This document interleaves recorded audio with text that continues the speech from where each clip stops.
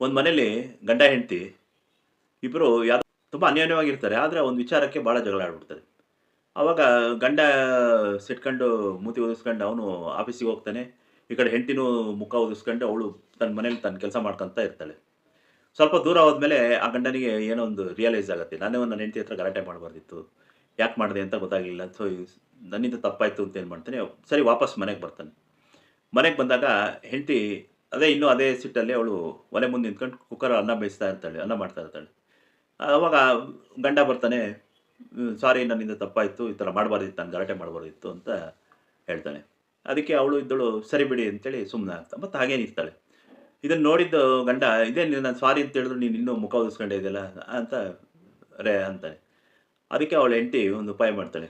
ಇದ್ದಿದ್ದು ಇದನ್ನು ಕುಕ್ಕರ್ನ ಆಫ್ ಮಾಡ್ತಾಳೆ. ಆಫ್ ಮಾಡ್ತಿದ್ದಂಗೆ ಗಂಡನಿಗೆ ನೀನು ಅದನ್ನು ಕುಕ್ಕರ್ ಮುಟ್ಟು ಅಂತ ಹೇಳ್ತಾಳೆ. ಅವ್ನು ಮುಟ್ತಿದ್ದಾಗ ಬಿಸಿ ಇದೆ ಹಿಂಗೆ ಸುಡ್ತಿದೆ ಅಂತಾಳೆ. ಅದಕ್ಕೆ ಹೇಳ್ತಾಳೆ ಹೆಂಡತಿ, ನೀನು ಕುಕ್ಕರು ಆಫ್ ಮಾಡಿದ್ರೆ ನೋಡಿ, ಬೆಂಕಿಯಿಂದ ಆಫ್ ಮಾಡಿ, ಆದರೂ ಅದು ಹೀಟಲ್ಲಿದೆ, ಇನ್ನೂ ಸ್ವಲ್ಪ ಸಮಯ ಬೇಕು ಅದಕ್ಕೆ.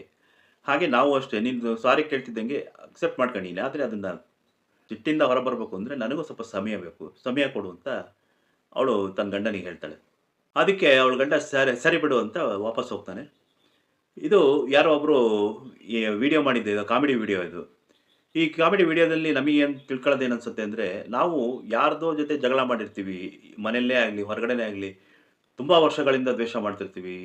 ಜಗಳ ಮಾಡ್ಕೊಂಡು ಅವನೇನು ಮಾತಾಡ್ಸೋದು ಅಂತ ತಿರುಗಾಡ್ತಿರ್ತೀವಿ. ಆದರೆ ಯಾವತ್ತೋ ಒಂದಿನ ನಮಗೆ ನಮ್ಮ ತಪ್ಪಿನ ಅರಿವಾಗುತ್ತೆ. ನಾವು ಯಾಕೆ ಗಲಾಟೆ ಮಾಡಿದ್ವಿ, ಮಾಡಬಾರ್ದಾಗಿತ್ತು. ಅವ್ನು ಪಾಪ ನಮ್ಮ ಸ್ನೇಹಿತ ಆಗಿದ್ದ, ಏನಾಗಲಿಲ್ಲ ನಮ್ಮ ಇದಾಗಿದ್ದ, ನಮ್ಮ ಬಂಧು ಆಗಿದ್ದ, ಯಾಕೆ ಮಾಡಬಾರ್ದಿತ್ತು ನಮಗೆ ರಿಯಲೈಸ್ ಆಗುತ್ತೆ. ರಿಯಲೈಸ್ ಆಗ್ತಿದ್ದಂಗೆ ನಾವೇನು ಮಾಡ್ತೀವಿ, ಹೋಗಿ ಸಾರಿ ಕೇಳ್ಬಿಡ್ತೀವಿ. ಸಾರಿ ಕೇಳ್ತಿದ್ದಂಗೆ ಅವ್ರನ್ನ ಏನು ಅಂದ್ಕೊಂತೀವಿ, ಮತ್ತೆ ಅವ್ರು ನಮ್ಮ ಜೊತೆಗೆ ಹಾಗೆ ಮೂವ್ ಮಾಡಬೇಕು ಅಂತ, ಹಳೆ ಥರನೇ ಮೂವ್ ಮಾಡಬೇಕು ಅನ್ನೋ ಒಂದು ಪ್ರೆಷರ್ ಹಾಕಕ್ಕೆ ಹೋಗ್ತೀವಿ. ಆದರೆ ಅದಾಗಲ್ಲ. ನಮಗೇನೋ ರಿಯಲೈಸ್ ಇತ್ತಂದರೆ ಅವರಿಗೂ ಹೇಳಿದ್ಮೇಲೆ ಅದು ರಿಯಲೈಸ್ ಆಗಬೇಕು. ಅದಕ್ಕೂ ಅವ್ರಿಗೂ ಸ್ವಲ್ಪ ಟೈಮ್ ಬೇಕು. ಆಮೇಲೆ ಅವರು ನಮ್ಮ ಜೊತೆ ಮೊದಲಿನಂಗೆ ಬೆರೀಬೋದು. ಇದು ಇರೋದು ಆ್ಯಕ್ಚುಲಿ ಇದು. ಅದಕ್ಕೆ ಹೇಳೋದು ಕಾಲಾಯ ತಸ್ಮೈ ನಮಃ ಅಂತ. ನಾವೇನು ಮಾಡ್ತೀವಿ, ಇದನ್ನು ಬಿಟ್ಟು ಮುಟ್ಟಾಳ್ತನ ಮಾಡಕ್ಕೆ ಹೋಗ್ತೀವಿ. ನಾನು ಸಾರಿ ಕೇಳಿದ್ರೆ ಮುಗಿದು ನೀನು ಇಸ್ಕೊಬೇಕು, ಅಕ್ಸೆಪ್ಟ್ ಮಾಡಬೇಕು, ಮತ್ತು ಮೊದಲ ಥರ ಇರಬೇಕು ಅಂತ. ಅದು ನಡೆಯಲ್ಲ ಅನ್ನೋದು ಈ ಒಂದು ಕಾಮಿಡಿ ಇದರಲ್ಲಿ ಭಾಳ ಚೆನ್ನಾಗಿ ಅರ್ಥ ಮಾಡ್ಬೋದು. ಇಷ್ಟವಾದರೆ ಸಾಧ್ಯವಾದಷ್ಟು ಶೇರ್ ಮಾಡಿ. ಧನ್ಯವಾದಗಳು.